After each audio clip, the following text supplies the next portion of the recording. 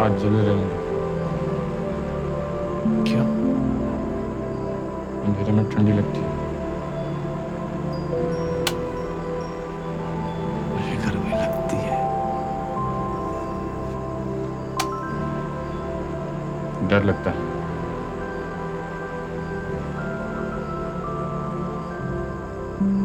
किससे?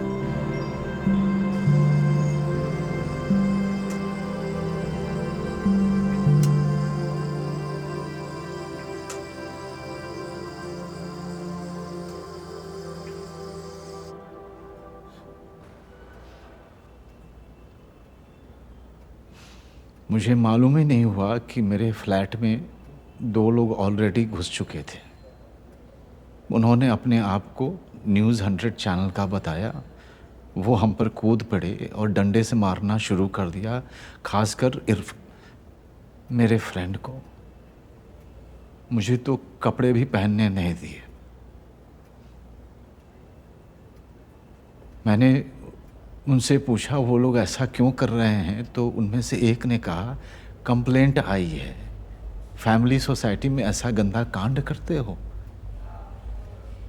और फिर उन्होंने अलग कोने में ले जाके खड़ा करके अजीब अजीब पोज में हमारी फोटो निकाली।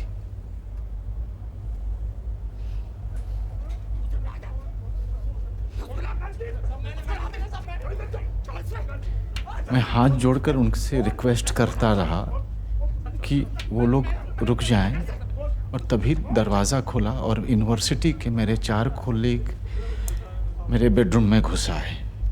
क्या आप ऑनरेबल कोर्ट को अपने कलीग्स के नाम बता सकते हैं? जी।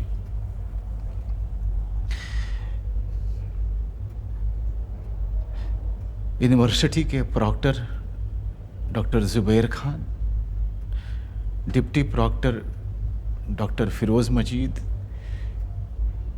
यूनिवर्सिटी के PRO doctor Shadab Qureshi, professor AK Murtaza. मैं उनको देखकर चौंक गया, क्योंकि मैंने ना तो फ़ोन किया था, ना मैंने किसी से मदद मांगी थी। प्रोफेसर सिरस, आपने उनको फोन करके नहीं बुलाया? नहीं, मैंने नहीं बुलाया। वो लोग वहीं खड़े होकर मुझे घूरते रह गए और उन्होंने मेरे कपड़े भी नहीं लौटाए। फिर वो मीडिया वालों को लेकर अलग कमरे में चले गए। वहाँ उनके साथ कुछ बातचीत हुई, फिर मीडिया वाले वहाँ से चले गए। फिर शादाब कुरैशी बाहर आए और मैंने डॉक्टर कुरैशी से विनती की कि वो इस बात को आगे ना बढ़ाएं। तो उन्होंने मुझे आश्वासन दिया कि वो टेप उनके पास है और वो पब्लिक को नहीं दिखाएंगे। और अगले दिन हर लोकल न्यूज़पेपर में ये कहानी छाप दी मेरी फ़ोटो के साथ, और फिर मुझे सस्पेंड कर दिया।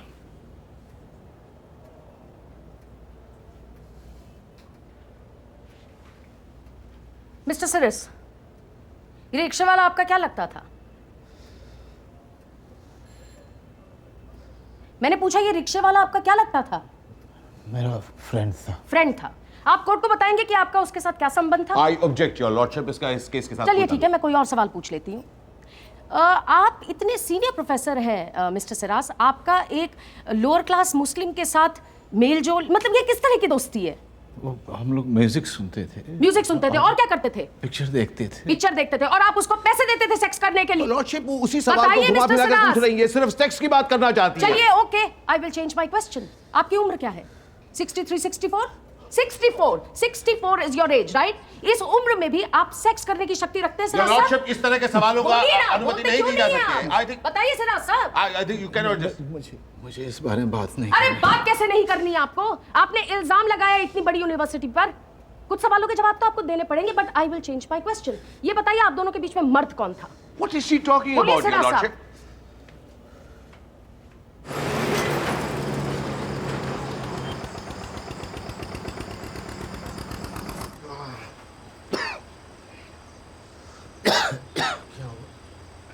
आपको कमरा खाली करना है अभी के अभी।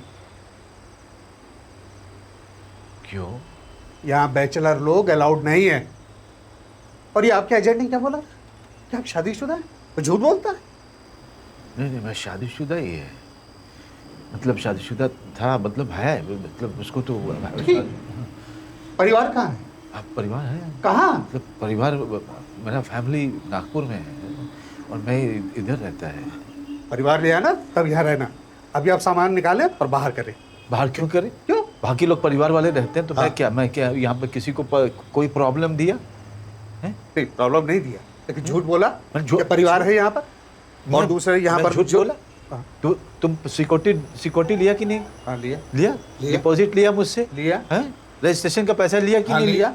फिर क्यों लिया? कमरे के लिए। कमरे के लिए? फिर मैं कमरे में रहता हूँ मैं। मुझे इससे मतलब नहीं है। यहाँ सब परिवार वाले लोग रहते हैं और बैचलर आदमी नहीं चाहिए। तो बैचलर आदमी क्या टेररिस्ट होता है? अरे होता होगा। आप कमरा खाली कीजिए। अरे कमरा क्या खाली कीजिए? तुझे हाइला हैं? समझता क्या है तुम अपने आप को? क्या? हैं? कहीं कहीं राड़ा क्या ला? कोई त्रास दिया तेरे को?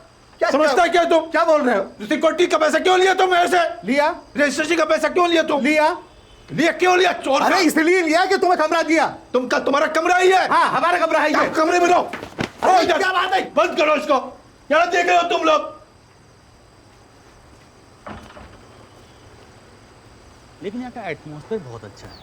बस पास में ही स्टेनलेस स्टील की फैक्ट्री है जहाँ ताले बहुत अच्छे मिलते हैं। कितने ताले लगेंगे? सर 2 ताले तो लगा ही लीजिएगा क्योंकि आजकल का एटमॉस्फेयर अच्छा नहीं है। मकान मालिक से बात किया? हाँ, मकान वाले तो ज़्यादातर बाहर ही रहता है। बस थोड़ा गैस का ख्याल रखिए, ज़्यादा लोग ना आए। यहीं रोक दो मैडम। हाँ, थोड़ा आगे ले लो, थोड़ा आगे ले लो। देखिए सर, मकान ठीक है ना सर? देखिए एकदम वेल मेंटेन है सर। ये चाबी आपकी और सर वो रजिस्ट्रेशन चाबी। 1 साल से पहले मकान खाली नहीं करूंगा, तभी दूंगा। सर मेरी गारंटी है सर, 1 साल से पहले आपसे मकान मालिक भी नहीं खाली कर पाएगा सर। अपने बच्चे की कसम? हाँ, मेरे बच्चे की कसम सर।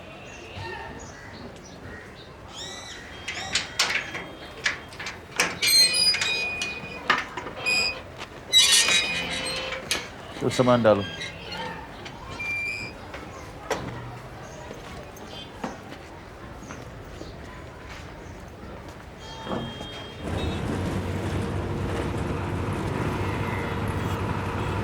हर सोसाइटी, हर संस्था का हक बनता है कि वो अपने मेंबर्स को फिल्टर करे। जहां आपके बच्चे बड़े हो रहे हैं, क्या वहां आप हर तरह के लोगों को रहने देंगे? नहीं। मिस्टर सिरास ने शादीशुदा होने का नाटक करके अपने पड़ोसियों की आंखों में धूल झोंकी और जब उन पड़ोसियों को पता चला कि रात बेरात गैर मर्द इनके घर पर आ रहे हैं तो उन्होंने कंप्लेन की। इस तरह की अनैतिक बातों का प्रभाव उनके बच्चों पर क्यों पड़े? क्या प्रोफेसर सिरस अपना बिजनेस बाहर खेल के मैदान में कंडक्ट कर रहे थे? ये लोग इनके घर में क्यों झांक रहे थे? What business do neighbors have looking into someone's bedroom? और हम किसकी नैतिकता की बात कर रहे हैं योर लॉर्डशिप? क्योंकि नैतिकता की परिभाषा हर एक के लिए अलग होती है। जो लोग शाकाहारी हैं वो मांस खाने वाले को अनैतिक समझते हैं। जो लोग शादीशुदा हैं वो डिवोर्स लेने वाले को अनैतिक समझ सकते हैं। नैतिकता की सीमा क्या है?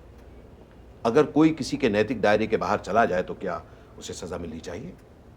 क्योंकि अगर ऐसा है तो देश के हर एक शख्स को किसी न किसी के नैतिक दायरे के उल्लंघन के जुर्म में जेल में होना चाहिए। हम यहाँ पर किसी एक व्यक्ति की मोरालिटी की बात नहीं कर रहे हैं मिस्टर ग्रोवर। हम यहाँ पर बात कर रहे हैं 175 साल पुरानी अलीगढ़ यूनिवर्सिटी की सामूहिक नैतिकता की। I understand. Yes. Collective morality. मैं अपने लर्नड फ्रेंड को बताना चाहूंगा कि किसी संस्था को किसी की निजी जिंदगी से कोई लेना देना नहीं होता। I would like the Honorable Judge to refer to Delhi High Court's historic July 2009 judgment in the Nas Foundation versus Government of NCT of Delhi, जिसमें दिल्ली हाई कोर्ट ने होमोसेक्सुअलिटी को डीक्रिमिनलाइज किया था। उसमें भी विपक्ष का प्रमुख मुद्दा था मोरालिटी। हमने आर्ग्यू किया था कि नैतिकता की संवैधानिक सीमा होना बहुत जरूरी है। It must have constitutional limitations, क्योंकि अगर इसे हम अस्पष्ट छोड़ दें, लोग निजी फायदे के लिए इसका दुरुपयोग कर सकते हैं। 10 साल लगे, मगर उस लड़ाई को हमने जीत लिया। होमोसेक्सुअलिटी को डीक्रिमिनलाइज करते हुए डिवीजन बेंच ने कहा था If there is one constitutional tenet which can be said to be the underlying theme of the Indian Constitution, it is that of inclusiveness. क्षमा चाहती हूं मिस्टर ग्रोवर, लेकिन जिस सेक्शन 377 के अमेंडमेंट की आप बात कर रहे हैं वो दिल्ली हाई कोर्ट में लागू होता है और ये इलाहाबाद हाई कोर्ट है। यहां आज भी होमोसेक्सुअलिटी गुनाह है। It is a crime. I'm very sorry that my learned friend doesn't realize कि भारतीय संविधान सबके लिए समान है।